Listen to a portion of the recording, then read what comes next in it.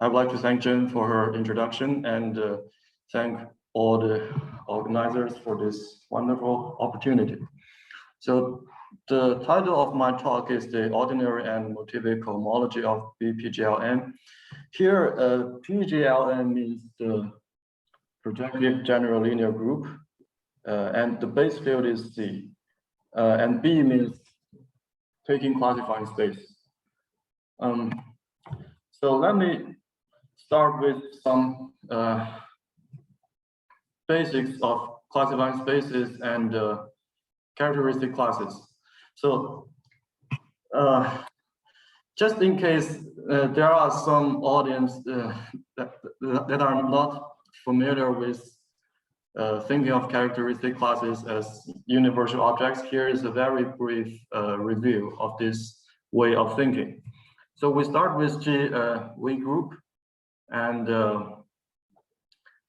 we can always associate with G a topological space, which we denote by BG, called the classifying space of G, such that for any good topological space, by which I mean typically a good space would be a finite CW complex X or a paracompact manifold.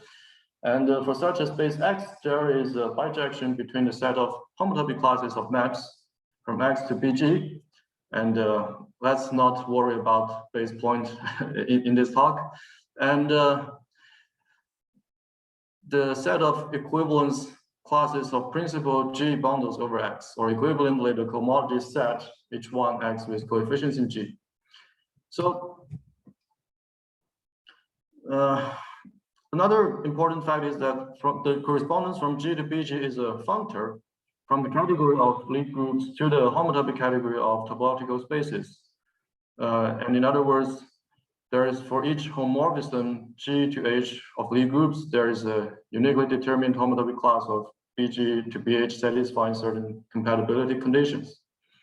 And for a principal G bundle Xi over X, the corresponding homotopy classes of maps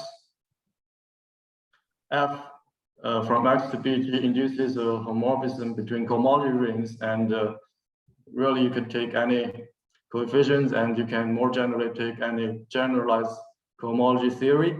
And the image, the elements in the image of this restriction homomorphism are called the characteristic classes of Xi, and the cohomology classes in this of the space BG are called the universal characteristic classes associated to G. And perhaps the most well-known example is the characteristic classes for GLN, and all the universal characteristic classes are polynomials in Chen classes. Okay, this is a very quick review, and we switch gear to talk about motivic homotopy theory, because we eventually we will be talking about motivic cohomology of some classifying spaces, and this will be the category in which we work. So for a base field K and an abelian group A, motivic cohomology is a collection of functors, and they are doubly indexed by a pair ST of non-negative integers. And this functor is from the category of smooth schemes over K to the category of abelian groups. And when we take all the pi degrees, then you have a collection of functors that behaves in a similar fashion as singular cohomology. Here are a list of properties that assembles the singular cohomology of topological spaces. So you have in 0 degree, you just have the coefficient ring when X, I should say when X is connected, And for a short exact sequence of coefficient groups, you have a long exact sequence of cohomology groups. And when you take the coefficient group to be a commutative unitary ring, then this collection of bi-graded functors gives you a functor from smooth schemes to R algebras, bi-graded algebras. Okay, and finally, there is this homotopy invariance property or A1 invariance property, which says when you take the cross product of your scheme with the affine space A1 and take the projection map, you have an isomorphism of Motivic cohomology groups or rings. And here A1, at least from appears, at least it appears to play a similar role as the unit interval in ordinary homotopy theory. So one of the reasons that Motivic cohomology is interesting is that it recovers many important invariants in algebraic geometry, such as the invertible the sheaves of invertible elements for a scheme, and for the structure sheaf over a scheme, and the Picard group, and the Mironov theory, and in some cases you recover Étale cohomology, and finally, perhaps the most important example is Chow ring. So when you look at this particular pi degree, you recover the Chow ring in the sense of intersection theory. So we want to understand Motivic cohomology in the setting of a homotopy theory, or identify Motivic cohomology as a homotopy invariance in a correct sense.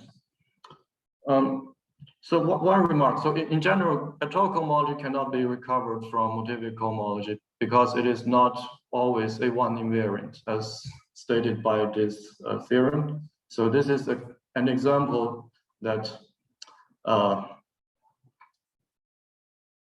example of a space which is not whose Étale cohomology is not A1 invariant. Therefore, there's no way that Motivic cohomology recovers Étale cohomology in general.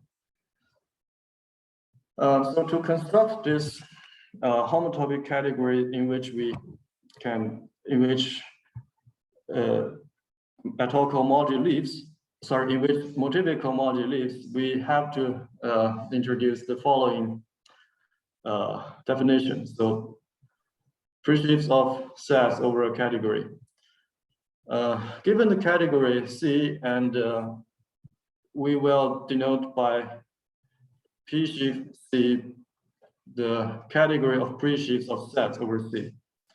And this is a counter-invariant functor from C to the category of sets. And the category C is regarded as a subcategory of the presheaves over itself via the Uneda embedding. So for an object C, you can associate, for an object X of C, you can associate with X a presheaf as follows, right? For any other object, say Y in C, you simply take Y to the set of morphisms from Y to X. Therefore, any object in C may be regarded as a presheaf over C. And the category of presheaves over C has all small colimits, because you can just take the small colimits object-wise. So, moreover, So all presheaves over C are co-limits of representable sheaves. By representable sheaves, we mean sheaves of this form, right? So this means that taking presheaves of sets over a category is a way to formally adjoin all small co-limits. So it's a way to enlarge your original category such that it contains exactly all the small co-limits. So similarly, this category of simplicial presheaves over C may be thought of as C formally adjoined all small homotopy co-limits. So this is not the main subject of this talk, so I'll just try to convince you this fact by giving you an analogy. So if you consider, if you take your category C to be the category of one object and one morphism, then the presheaves over C are just, it is exactly the category of sets over which you don't have a very interesting homotopy theory. But if you take the simplicial presheaves, you recover the category of simplicial sets on which you have a very interesting homotopy theory, which is exactly the homotopy theory of topological spaces in the classical sense. So we would like to have a homotopy category of schemes such that Motivic cohomology functors factor through it. And so naturally, we would consider the simplicial presheaves over the category of smooth schemes over our fixed base field K. And consider the simplicial unita functor which embed our category of smooth schemes into the category of simplicial presheaves, and we denote it by mod K, the Motivic spaces. And this space already has a canonical model structure, which means there is a reasonable homotopy theory over it. And but this is not quite the homotopy theory that we want to work with. There is a further step here. Okay, we have to take the Gauss field localization of this category with respect to the hypercovers, with respect to the Nisnevich topology, and the canonical projection from X cross A1 to X itself. So the first localization may be regarded as imposing a very reasonable equivalence relation, which you expect to be true if you are doing geometry. And the second just tells you that we force this we force this homotopy theory to be A1 invariant. And after doing all these things, we obtain a homotopy category, which we did note by H mod upper K. And this is the unstable Motivic homotopy category over K. So now let's denote by H lower M the Motivic cohomology with coefficients in the commutative unital ring R. And similar to the case of classical homotopy theory, but with a restriction on the by degree. So for 0 less than or equal to t less than or equal to s, we have the Motivic Eilenberg-Mac Lane space, which represents the Motivic cohomology theory. In other words, the Motivic cohomology theory with by degree s and t is just a functor. It's just the functor which takes a scheme X to the morphisms from X to this Eilenberg-Mac Lane space. Sorry.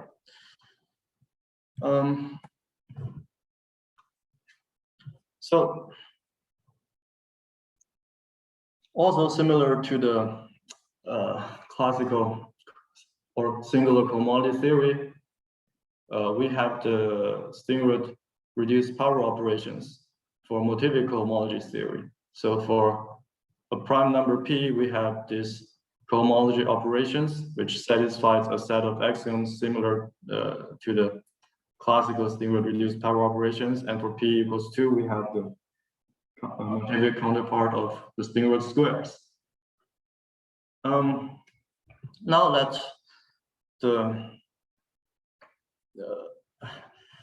let this gadget H mod upper K lower nis denote the homotopy category of simplified shapes over smooth schemes localized at the Nisnevish hypercovers, but not the affine lines. So remember, our motivic homotopy category involves a localization of with respect to the affine line. So now if we let's say we don't do that. We don't take that localization, and we obtain another homotopy category with fewer weak equivalences. Then for an algebraic group G over K, there is a geometric classifying space BG, and this is a motivic space satisfying the following. So there is a one-to-one correspondence between the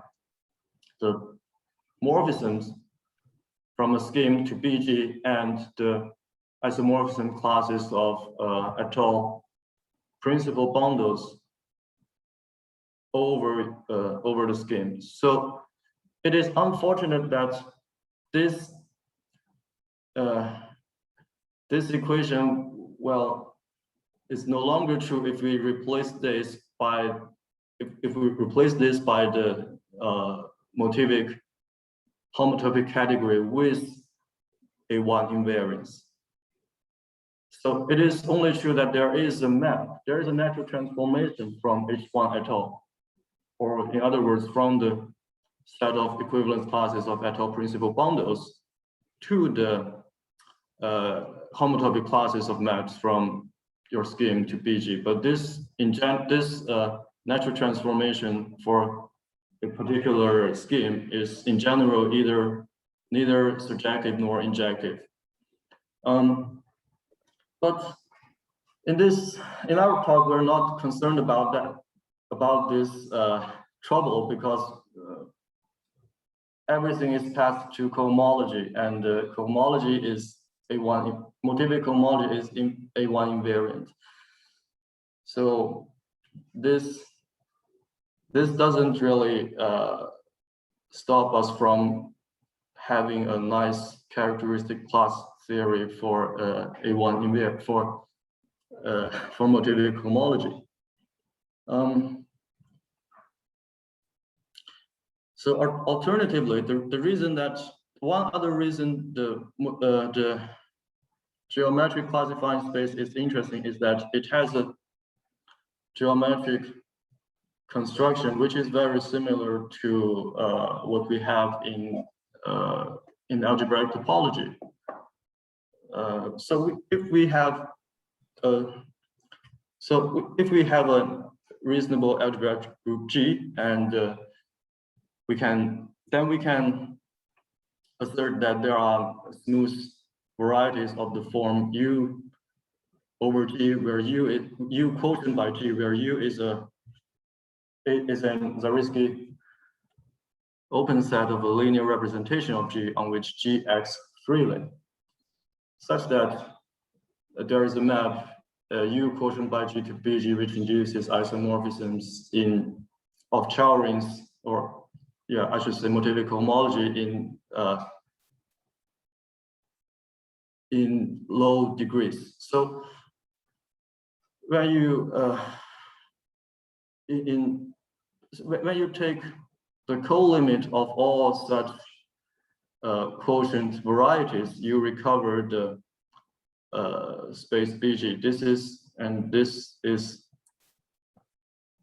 obviously very similar to the way we construct Grassmannians and the classifying space for general linear groups in the setting of algebraic topology.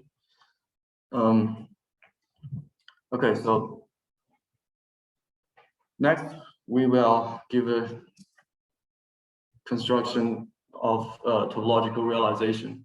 So we want to pass from this very abstract, complicated Motivic homotopy category to the nice, simple homotopy category of topological spaces, at least when our base field is C. And the idea is very natural. So we start with the category of smooth schemes over C. Then every smooth scheme has a underlying topological space, right, which is a complex manifold. So this already gives us a functor from Sm over C to the category T of sufficiently nice topological spaces. And this can be extended via the Yoneda embedding and the homotopy left count extension to a functor from the Presheaves from the simplicial Presheaves to the topological spaces. And this preserves the weak equivalence relations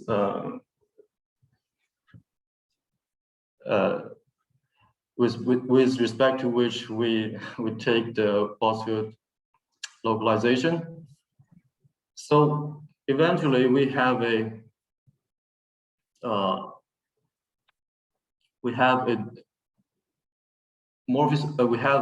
functor from the Motivic homotopy category to the homotopy category of topological spaces. So by T here, I really should say a convenient the homotopy category of a convenient category of topological spaces. Sorry, this is T really, T should be a homotopy category.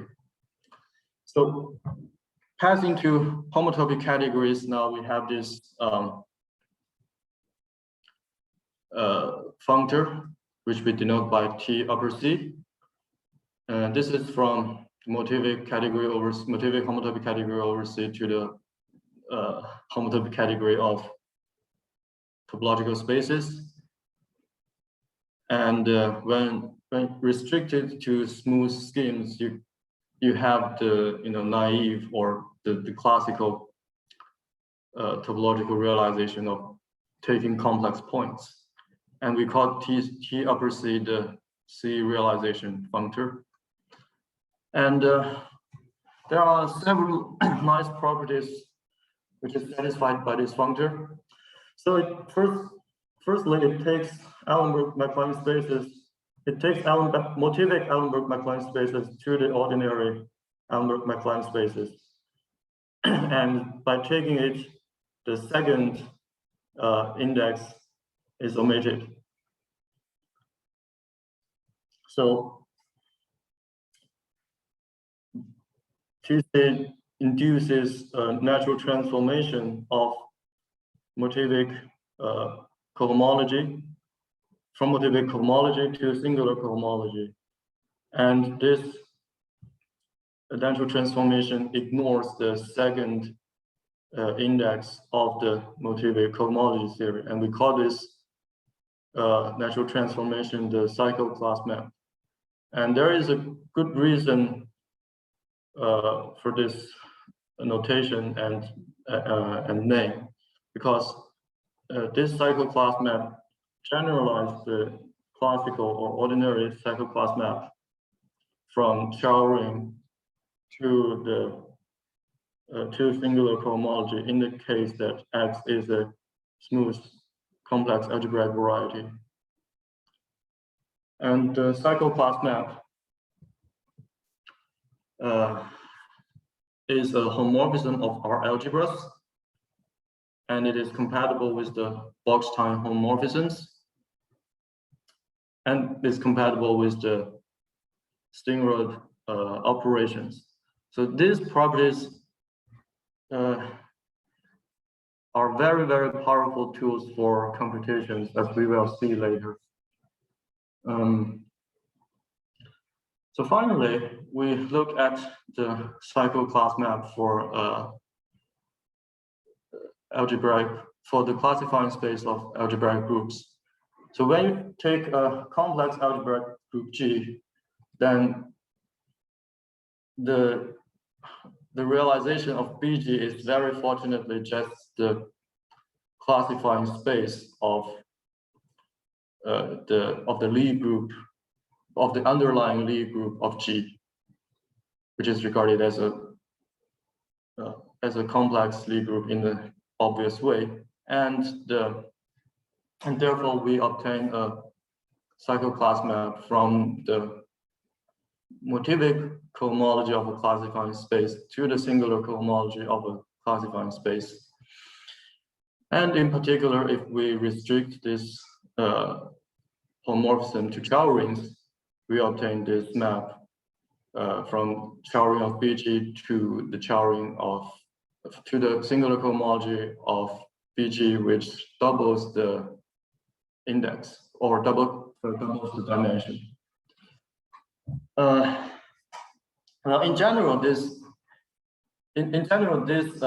cycle class map is neither injective nor surjective, but we have one very nice example here, which is the case where G is equal to GLN or SLN, and in both cases we have isomorphisms, which is very nice. So now we're done with the generalities, and we are ready to state some theorems. So now let PGL denote the quotient of the general linear group GLN by C cross or by its center. So the Chow ring and the cohomology of BPGL are in general quite difficult. Some of the obvious things are the following. Well, rationally, there is no real difficulty because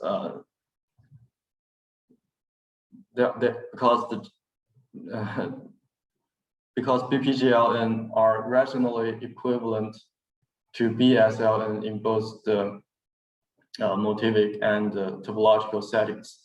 So this is because as the projection map from SLN, well, I should write this down, but I didn't, for which I apologize. So the reason for this equivalence is that the projection map from SLN to PGLN is a finite cover, is an N cover. Therefore, they are equivalent after localization at Q.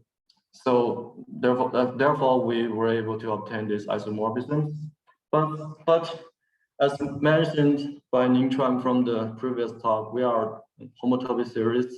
We care about torsion subgroups of these things. So the real interesting things are the torsion subgroup of the motivic and singular cohomology rings. So one of the obvious, well, not really obvious, but well-known thing is that all non-trivial torsion classes are N torsion. And for singular cohomology, H1 and H2 are trivial. Now we're taking the coefficient ring to be a ring of integers. So in this case, the first two cohomology groups are trivial, and the third one is isomorphic to Z mod N. So there are many calculations existing in the literature, but none of which are very complete. So I'll just give you a very brief review. So in 1971, there is a mod 2 calculation here. In the case where N is divided by 2 but not by 4, and another more another improvement on this mod 2 calculation. And in 2005, we have a calculation for the case where n is equal to a single prime p and the coefficient ring is fp. So here is a little remark. So when n is equal to p, then this is perhaps the only interesting field coefficient, right? So if you pick another field which have a characteristic other than p, then you don't get anything. Then you simply have an isomorphism from the cohomology of PGLP to the cohomology of SLP, because SLP to PGLP is a P cover. And in the year 2000, there is perhaps a first interesting calculation for integral coefficients. This is done by Voevodsky, and he did a almost computation for BPGL3 and the Chow ring of BPGL3. By almost, I mean he was able to give a description of both rings in terms of generators and the relations, but there is one pending coefficient in one of those relations. So this is not a complete, but almost complete calculation. And in the year 2007, we slowly improved the Voevodsky's approach and was able to obtain a complete computation for BPGL3. And his methods also generalized largely to the case where n is an arbitrary odd prime p, but this generalization is not a full generalization. He was only able to give yet another almost complete computation, but not complete. Okay, so none of the above listed works address the integral cohomology of BPUM with integral coefficients for an arbitrary n. So this is a very tricky problem. My collaborators and I was able to do something about it. So in 2016, I was able to determine for arbitrary n the cohomology of BPGL in dimensions less than 11. And subsequently, my collaborators and I did some more works also regarding the case for an arbitrary n. Okay. So let's get into the main topic of this talk. So to one of the a very important construction is the diagonal homomorphism from PGLM to PGLN in the case M divides N. So notice that this is a for an arbitrary m-dimensional m by m matrix A, this construction gives you a map from PGLM to PGLN. Or in other words, the equivalence class of this diagonal matrix depends only on the equivalence class of A. So this is well defined. And the induced map on classifying spaces plays a key role in our calculation. Okay. Well, let P be an odd prime and n a positive integer divisible by P, then there are non-trivial P torsion classes, which we denote by rho pkn and y pkn, and in this sort of weird dimensions. So for P divides M divides N and this diagonal homomorphism, we have the following equations. So in other words, these classes, these P torsion classes are stable with respect to the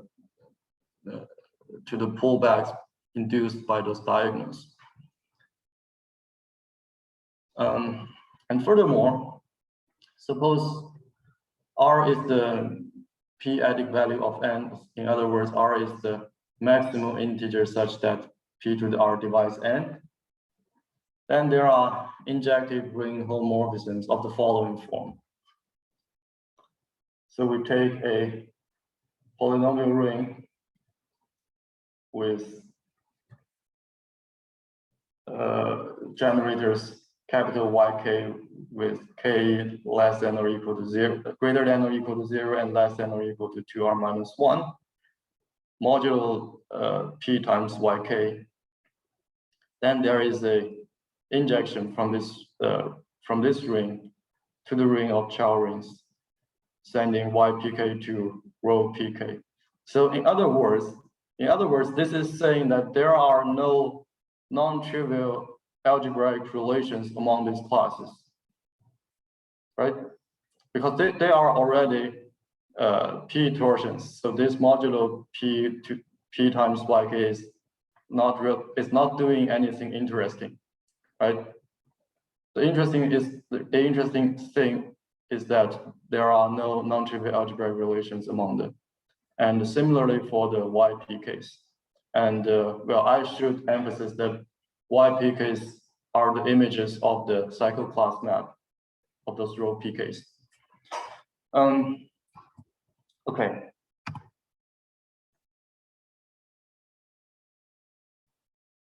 So when there is no risk of ambiguity, we will just omit this n here, and hopefully this should be clear from the context. So for each n greater than 1, we define the subrings R lower n of n, which is the ring generated by rho pk's, and similarly in the singular cohomology ring, we have this subring Rn, which is generated by the classes ypk's. The next theorem states that the structures of these rings are independent. Of the factors of the prime factors of n away from P. So let P be an odd prime n and be an odd prime and n an integer with p-adic value r greater than 0. Then the pullbacks of the diagonals restricts to isomorphisms. Okay, so these subrings only sees the prime factor p of n. So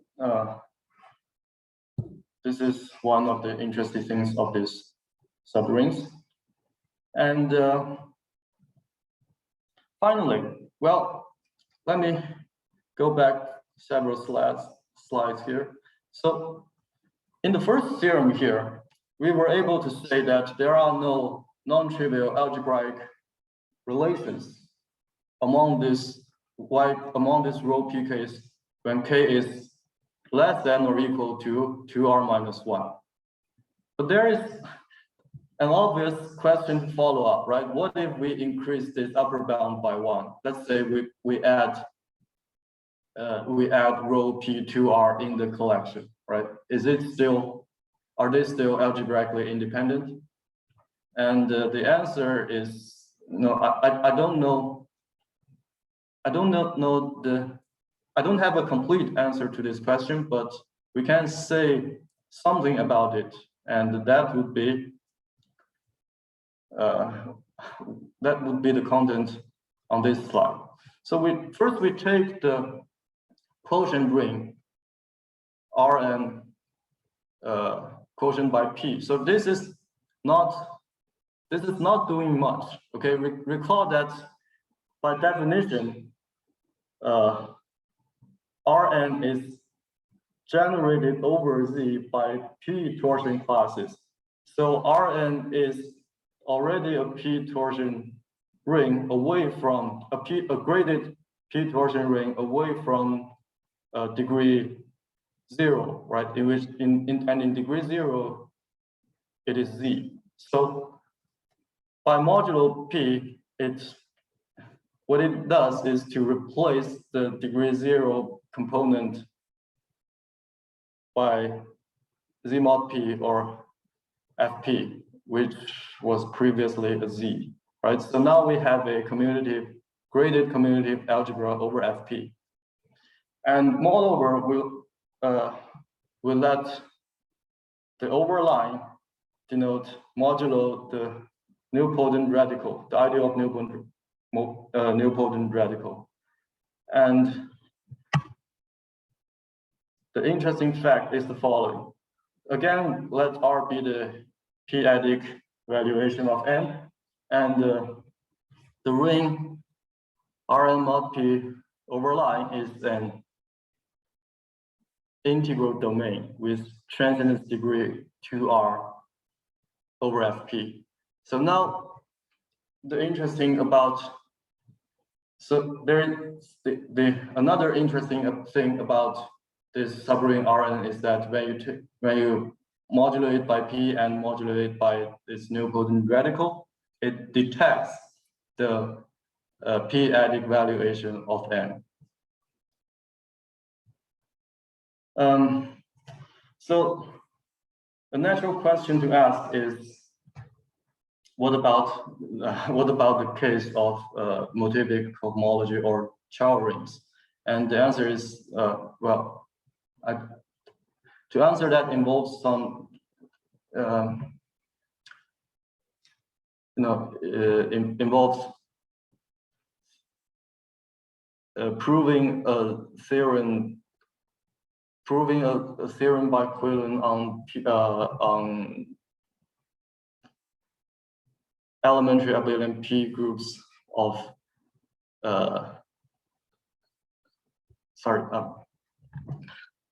to prove this analogy, to prove this analog fact or conjecture for Rn over N, well, it involves generalizing a theorem by Quillen, which is about equivariant cohomology in the topological setting. And I do not know if that generalization is an easy thing to do. So, so I cannot state a similar theorem for this guy. Okay, so however, for the case where R is equal to 1, we do have some interesting thing to say. So for P and odd prime and N a positive integer such that P divides N and P squared doesn't divide N, or in other words, N has p-adic value 1, then we can state the following. Remember in the previous theorem, we stated that rho P0 through rho P2R minus 1 are algebraically independent. And in this case, R is equal to 1 and 2R minus 1 is equal to 1. So we have rho P0, we have the fact that rho P0 and rho P1 are algebraically independent. So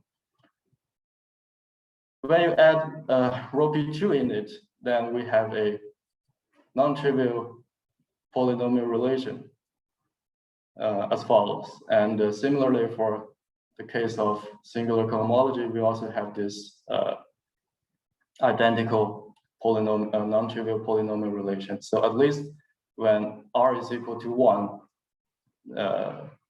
we do know that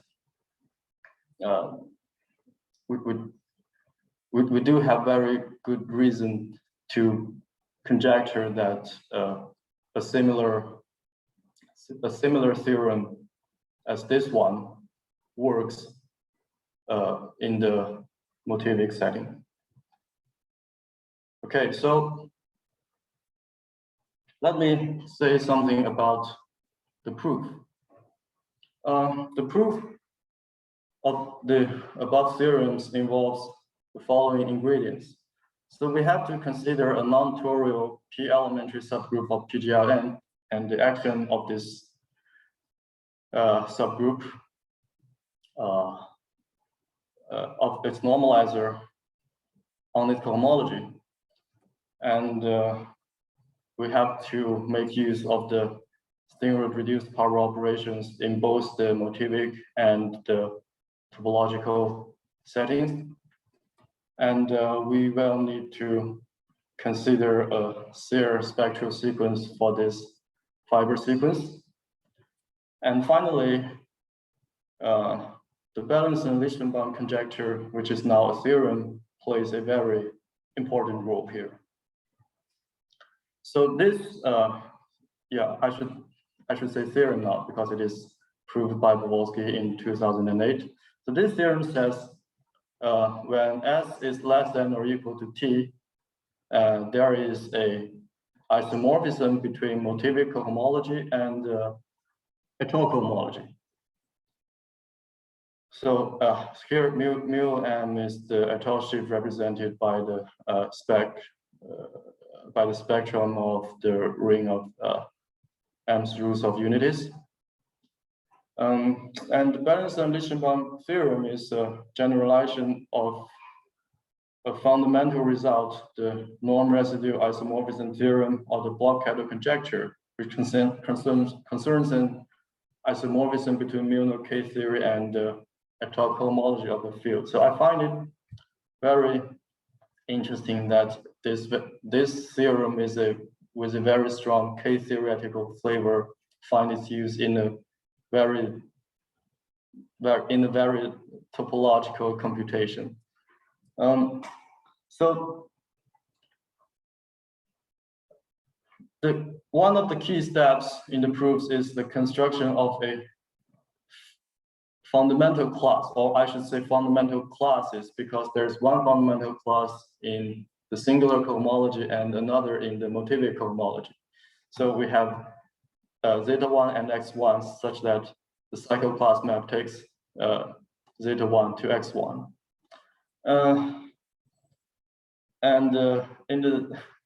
In the setting of singular cohomology, there is a short exact sequence of Lie groups of this form, where Z mod n is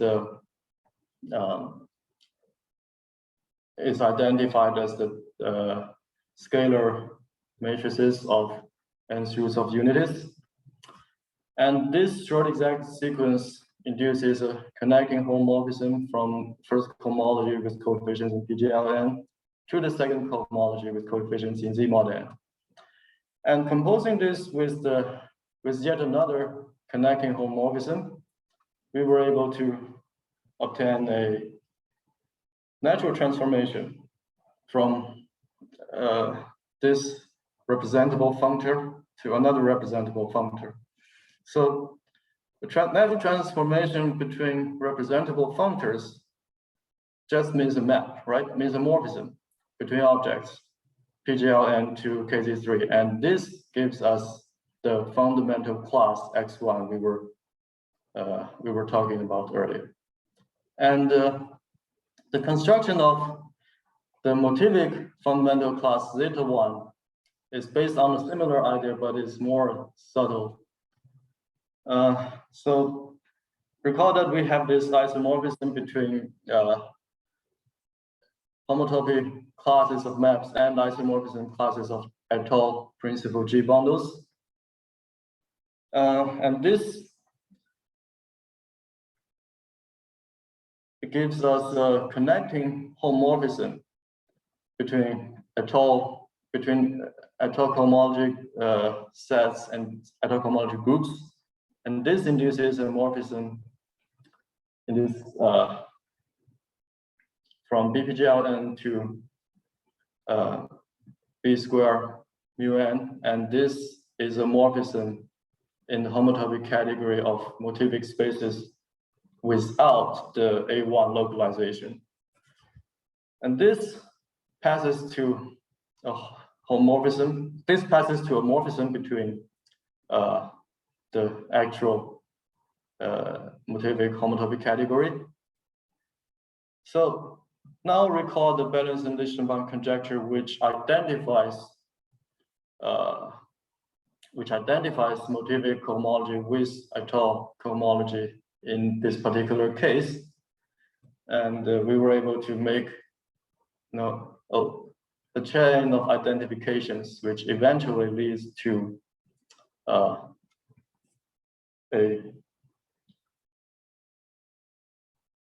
which eventually leads to an isomorphism between second atoll cohomology and this motivic representable functor in the motivic homotopy category. And finally, this gives us a motivic homotopy class of maps, or motivic morphism in the motivic homotopy category from one classifying space to another. So finally, we obtain this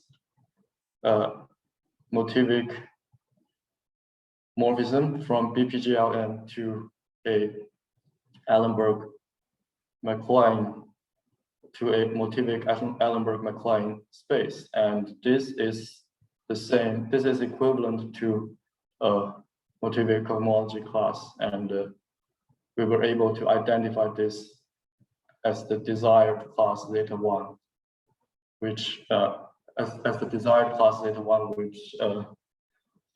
which is sent to the topological fundamental class by the cycle class map. Okay, so now this cycle class map is finally available. To us, and this is a ring homomorphism that commutes with Steenrod operations. And the proof of the main theorems are entirely reduced to the topological case, which is why this slide is called "The Rest is Topology." So once this setting is available, we can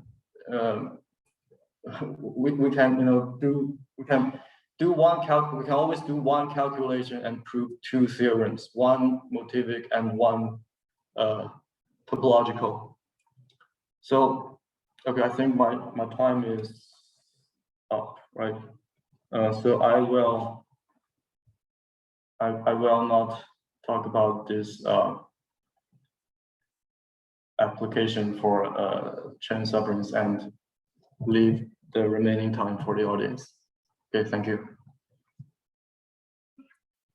Okay, let's thank the speaker. Any questions for Xing?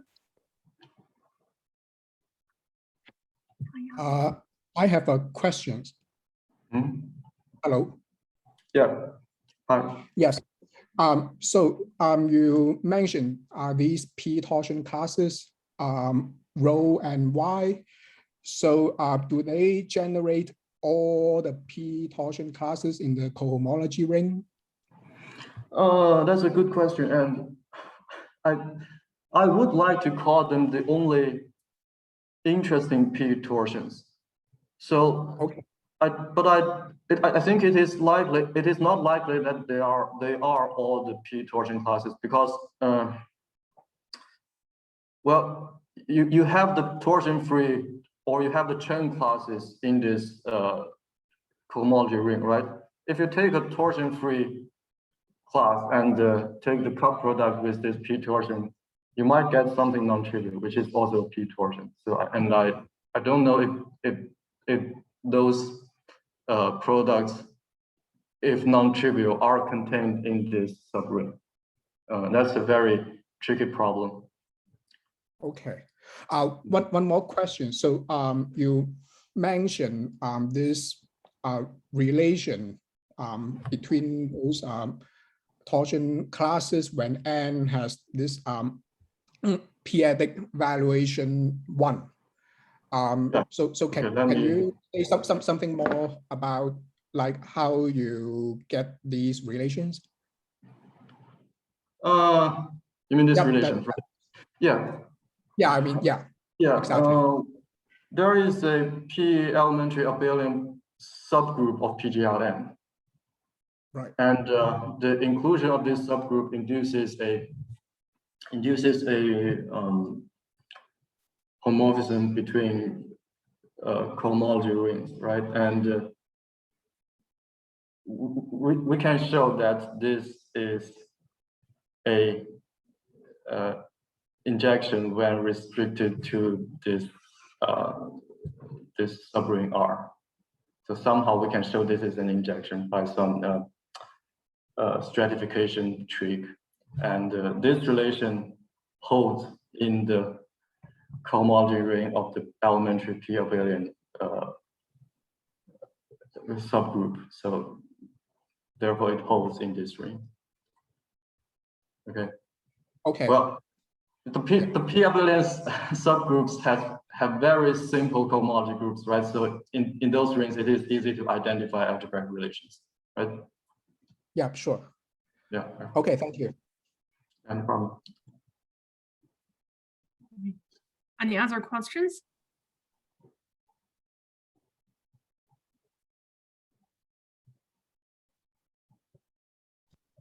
Oh, hello. Hi. Here is one naive question.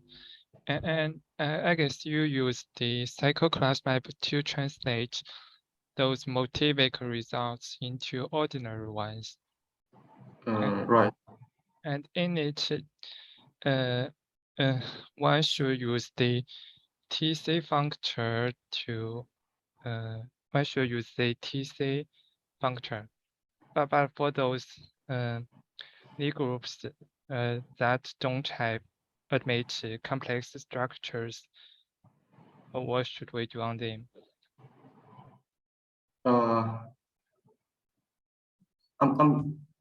Could you repeat your last sentence, please? Yes, because you mentioned that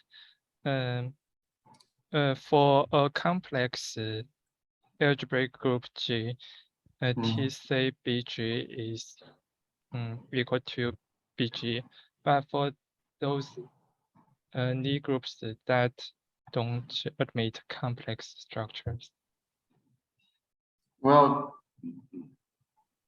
I don't know that perhaps it is not likely to be the image of TC of anything, right? So I'm for any complex algebraic groups, there is always an underlying complex Lie group, right? Yeah. So for real Lie groups, then it just might not be algebraic. So it is not the image of TC or TR of anything, right? So okay. So you just don't have an algebraic counterpart of it. Okay. Okay. Yeah. Thanks. Any other questions?